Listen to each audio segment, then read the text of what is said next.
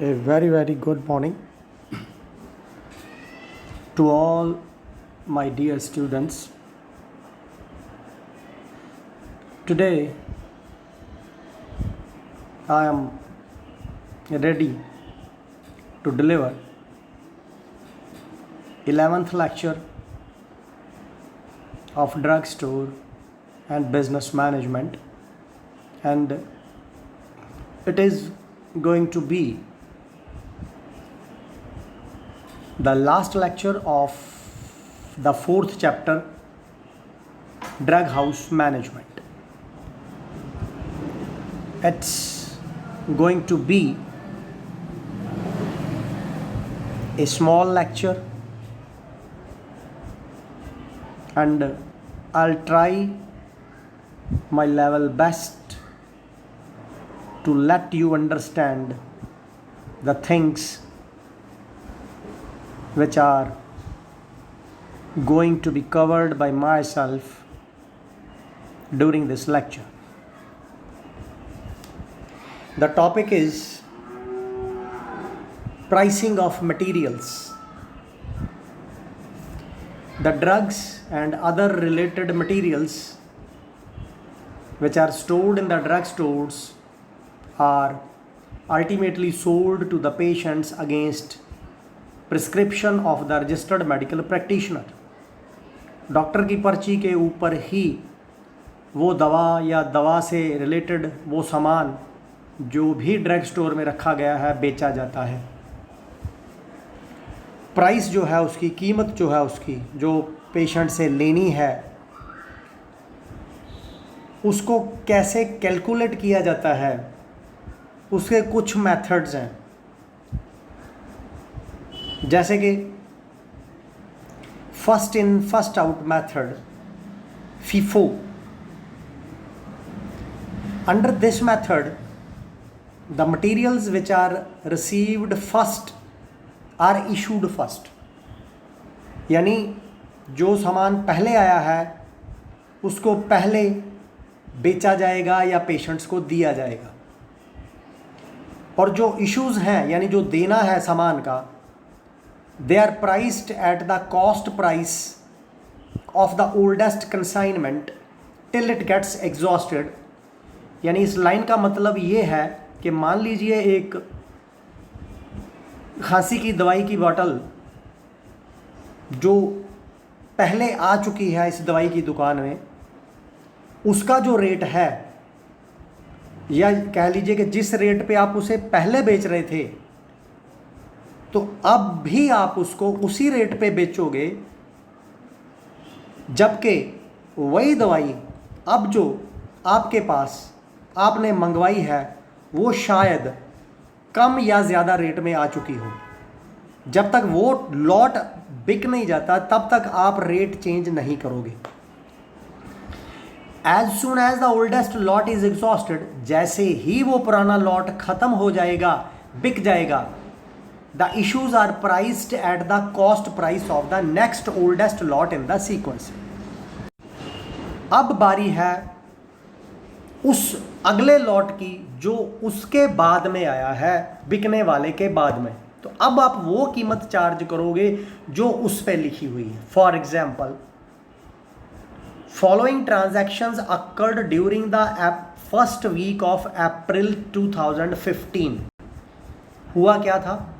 1 अप्रैल को 200 unit purchase हुए, rate था 50 पर यूनिट, एक यूनिट की कीमत थी 50 रुपये। तो 200 यूनिट मतलब समझ लीजिए 200 बोतलें, शीशियाँ आई आपके पास, या 200 इंजेक्शन आए आपके पास, या 200 पीने की दवाई आई आपके पास, वगैरह वगैरह। 200। 5 अप्रैल को 500 और आ गए और उनका रेट था 60 पर यूनिट। अब वो थोड़ी महंगी मिली। 10 अप्रैल को आपने 3 यूनिट्स बेच दिए, तो इसमें कॉमन सेंस है कि 200 तो वो होंगे जिनका रेट था 50 पर यूनिट, और 100 होंगे वो जिनका रेट है 500 में से 100 वो होंगे जिनका रेट है 60 पर यूनिट। तो from the first lot 200 units at ₹50, तो 10,000 वैल्यू तो इनकी हो गई। Remaining 100 units from the second lot at ₹60, 6,000 कीमत इनकी हो गई। तो 16,000 रुपीज जो है वो का सामान बिका। Value of the closing stock of the 400 units, क्योंकि अब आपके पास कितने बचे, पहले कितने थे 700, बिक कितने गए 300, बचे कितने 400। That is the second lot, यानी कि 500 units less 100 units, 400 units will be costed at ₹60। तो वैसे बार बार बताने की ज़रूरत नहीं है कि अब आप 60 रुपये के हिसाब से चार्ज करोगे, ठीक है जी। तो जो क्लोजिंग स्टॉक है रुपीज़ में, उसकी वैल्यू क्या है 24,000, उसकी वैल्यूज कितनी है 24,000। दूसरा, last in first out method. In this method the price of the latest consignment in stock is used for calculating the value of issue until the consignment is exhausted। यहाँ पे जो बाद में आया है उसकी कीमत को दिमाग में रख के कैलकुलेशन की जाती है, जो प्राइस चार्ज करनी है पेशेंट से। फॉर एग्जाम्पल, अप्रैल 2015 के पहले हफ्ते की कुछ ट्रांजैक्शंस आपके सामने है। 1 अप्रैल को 500 यूनिट परचेज किए गए 50 रुपये के हिसाब से पर यूनिट। 5 अप्रैल को 300 यूनिट परचेज किए गए 60 रुपये के हिसाब से पर यूनिट के हिसाब से। 10 अप्रैल को 400 बिक गए। अब क्योंकि last in first out method है, the issue of 400 units on April 15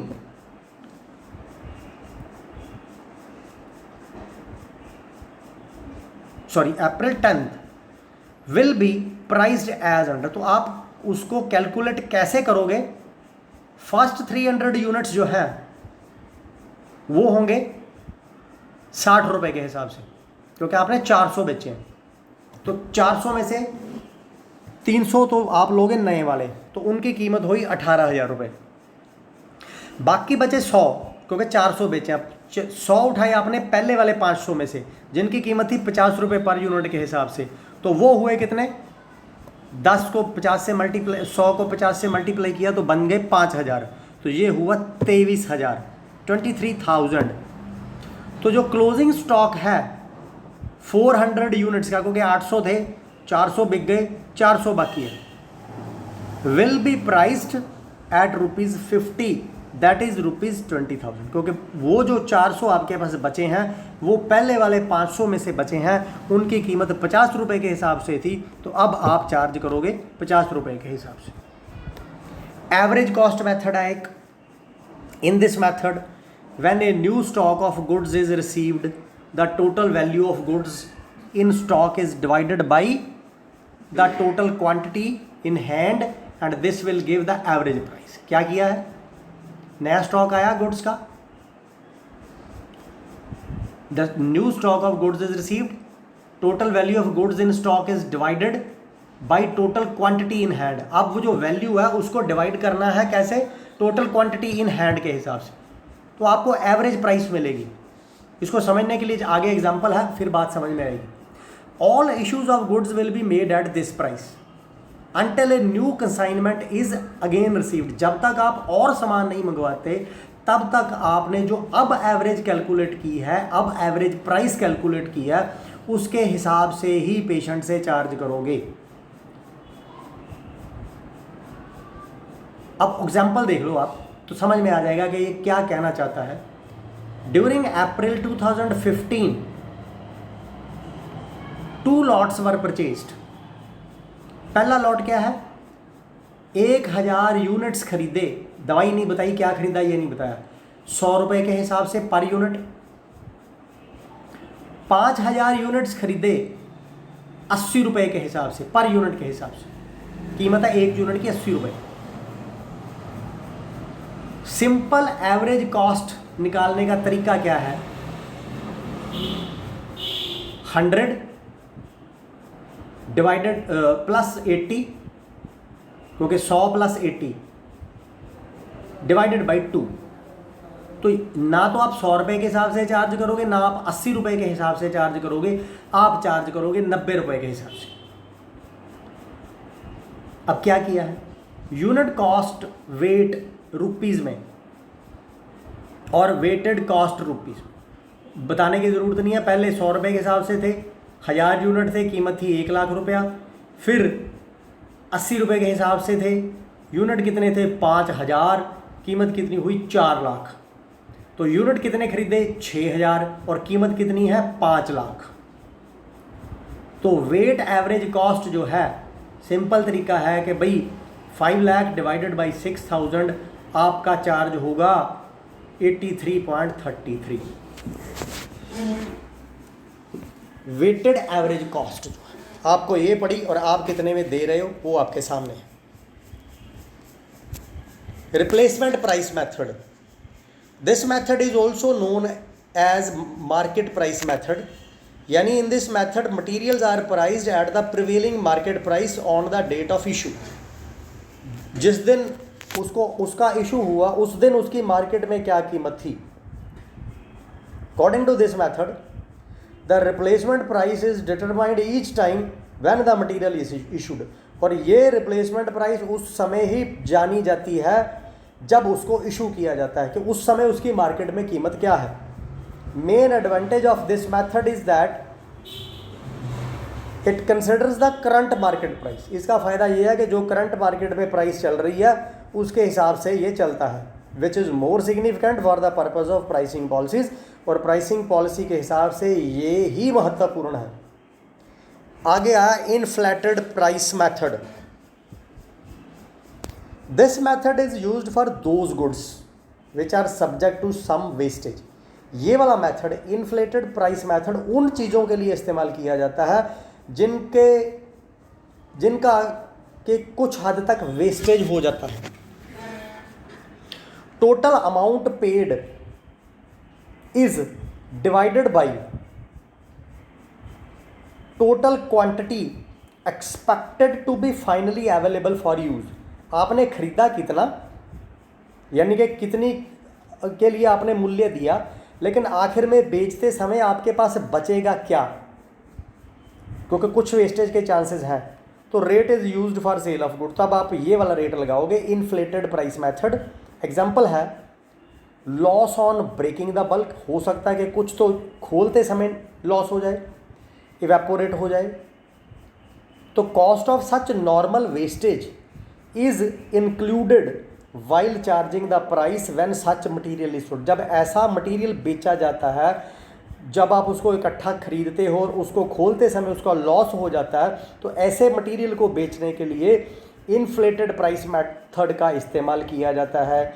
for example menthol है, मेंथॉल उड़ जाती है, इवेपोरेट हो जाती है। इसके 100 पैकेट खरीदे, रेट था ₹500 पर पैकेट। एक पैकेट की कीमत थी 5000।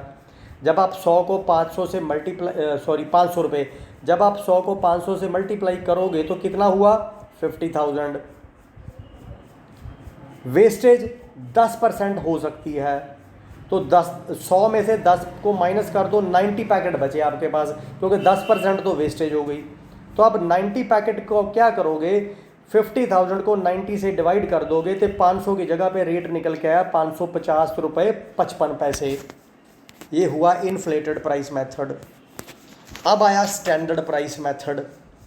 इन this method material issues are charged at a predetermined or estimated price which reflects a normal or an effected future price. ये मटेरियल जो इशू कर दिया गया है उसको चार्ज किया जा रहा है पहले से ही डिटरमाइन की जो जा चुकी प्राइस जो है, एक एस्टिमेटेड प्राइस है उस पर, या फ्यूचर प्राइस जो हो सकती है उसके हिसाब से। स्टैंडर्ड प्राइस जो है generally fixed after careful examination of current market price. उसको फिक्स किया जाता है कि भाई तेरा सामान भी मार्केट में बिक रहा है और लोगों का भी तेरे जैसा सामान मार्केट में बिक रहा है इस रेट पे। ये है current market price, trend of the price. और मार्केट फ्लक्चुएट कर रही है क्या या स्टेबल रह रही है, तो उसका ट्रेंड क्या है और मार्केट की कंडीशंस क्या है। Standard price is made applicable for a definite period. एक पक्के समय के लिए स्टैंडर्ड प्राइस को एप्लीकेबल किया जाता है। मान लीजिए 1 महीने के लिए, 6 महीनों के लिए, 1 साल के लिए। Standard price should be revised periodically to avoid discrepancies which go beyond a particular limit. लेकिन इस प्राइस को समय रहते, जैसे जैसे आपने समय निर्धारित किया है उसके बाद बदल देना चाहिए, नहीं तो परेशानियां आपके सामने आ जाएंगी।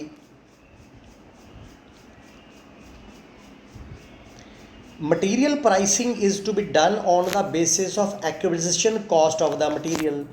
कि जब आपने उस मटीरियल को खरीदा था तब उसकी कीमत क्या थी, जब आपने उसमें से मटीरियल बना के बेचा तो आपका क्या खर्चा हुआ, उसको एक्वायर करने में आपकी क्या कीमत लगी, सप्लायर से आप तक पहुंचने में ट्रांसपोर्ट के चार्जेस क्या लगे, फिर उसको कन्वर्ट करने में आपके क्या चार्जेस लगे। ठीक है जी।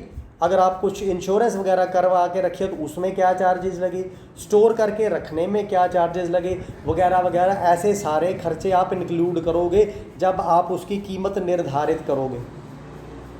नाउअडेज कंपाउंडिंग ऑफ ड्रग्स या prescription has almost become absolute in retail sale. आजकल तो बनी बनाई दवाई मिलती है, उस पर कीमत पहले से लिखी रहती है, तो इन चीज़ों की ज़रूरत पड़ती ही नहीं। Readymade drug formulations are available for retail sale and the price to be charge from the patients are also stated on the label as maximum retail price inclusive of all taxes. पहले से ही MRP लिखी रहती है, सारे taxes उसमें ही होते हैं, आपको कुछ झंझट नहीं है कैलकुलेट करने का। Legal requirements and price control on bulk drugs and formulations. The government has taken control over the prices of bulk drugs and drug formulations by the Drug Price Control Order 2013। तो सरकार ने इस act के अनुसार control कर लिया है prices पे, चाहे वो बल्क ड्रग्स की हो या ड्रग फार्मूलेशंस की। ये लागू हुआ 15/5/2013 को और इसके अंडर आती हैं 348 drugs. Under this order the government has fixed the ceiling price of a scheduled formulation of specific strength and dosages as specified under the first schedule. तो सरकार ने ये जो 348 ड्रग्स हैं इनकी कीमतें अपनी तरफ से निर्धारित कर दी हैं फर्स्ट शेड्यूल के अंडर, कोई भी इससे बाहर नहीं जा सकता। स्टेप 1 इसमें क्या है, calculation of average price of scheduled formulation that is PS to retailer. Average price to retailer जो है PS, वो कैसे कैलकुलेट करते हैं, is equal to sum of price of retail of all the brands and generic versions of the medicine having market share more than equal to 1% of the total market turnover on the basis of moving annual turnover of that medicine। फिर से बोल रहा हूँ, calculate क्या कर रहे हैं, average price to retailer. जो रिटेलर को एवरेज प्राइस मिल रही है वो कैलकुलेट कैसे हो रही है, sum of price of retail of all the brands and generic version. चाहे वो ब्रांड पे बिक रही है दवाई, चाहे वो जेनरिक वर्जन में बिक रही है, उसकी जो प्राइस है सारी की सारी दवाई की देश में, जो मार्केट शेयर है उसका पूरी जेनरिक का या ब्रांड का, मोर देन और equal to 1% of total market, पूरी मार्केट का 1% या उससे थोड़ा सा ज़्यादा टर्नओवर के हिसाब से, कि एनुअल टर्नओवर उसकी कितनी है, divided by total number of such brands और generic versions of the medicine having market share more than equal to 1%। और कितने ब्रांड है जेनरिक के या कितने ब्रांड है कितने हैं ब्रांडेड और कितने हैं जेनरिक, जिनका के जो मार्केट शेयर है वो 1% से ज़्यादा है टोटल टर्नओवर के हिसाब से। दूसरा तरीका, calculation of ceiling price of scheduled formulation that is PC is equal to PS, जो पहले आपने कैलकुलेट की, where multiplied by 1 plus M divided by 100 sorry, जिसमें एम जो है मार्जिन जो रिटेलर को मिलेगा and its value. Retail price of new drug shall be fixed by adding 16% margin to the retailer. 16% लिखना था, वहाँ पे मैं परसेंट लिखना भूल गया हूँ टाइप करना। तो 16% मार्जिन है रिटेलर को।